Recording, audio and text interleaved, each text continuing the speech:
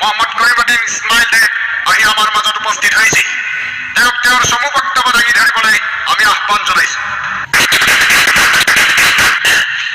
নমস্কার রাইস, আপনার আশীর্বাদত মোর 5টা খোলখা লিখবে সেন্ট্রাল গভর্নমেন্টত চাকরি দিব পাৰিছো।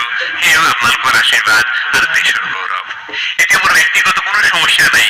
এইবার নির্বাচনত যদি আপনাকে আশীর্বাদ করে মই মিলে দেশের সমস্যা সমাধান করার চেষ্টা করিম। এতিয়া আমার সমস্যা বুলি কলে পানির সমস্যা। এটা আপনাকে সকলে জানে। এটা সমস্যা দুই ধরনের পানির সমস্যা হয়। এটা হচ্ছে লাল পানি আর হচ্ছে বানপানি। লাল পানির সমস্যা সমাধানের কারণে আমি যিমান পাৰিছো বৈশ্যপুর বানপানি দিছো, আর এর সমস্যা সমাধান হয়ে গেছে। বর্তমান সেই সমস্যা নাই এই সময়। দ্বিতীয় সমস্যাটা হচ্ছে বানপানির সমস্যা। বানপানির সমস্যার ক্ষেত্ৰত আমার সমষ্টির পৰা মই যি পাৰিছো কৰিছোৱে, কিন্তু মই চেষ্টা কৰিম ব্ৰহ্মপুত্র পানী যাতে বাঢ়ি আহিব নোৱাৰে। তাৰ কাৰণে ব্ৰহ্মপুত্ৰখন ফুটি পেলোৱাৰ ব্যৱস্থা, সমগ্র ব্রহ্মপুত্রখন ফুটি পেলাই আমি তাক সমতল করে দিম। না থাকিব পানি, না থাকিব বানপানি। আনহাতে আপনার নিবনুৱা সমস্যার ক্ষেত্ৰত মই এটা সংবিধান সূত্র আবিষ্কার কৰিছো। এটা সংসদ বিল প্রণয়ন কৰিম আপনার আশীর্বাদত, দেশের গৌরব।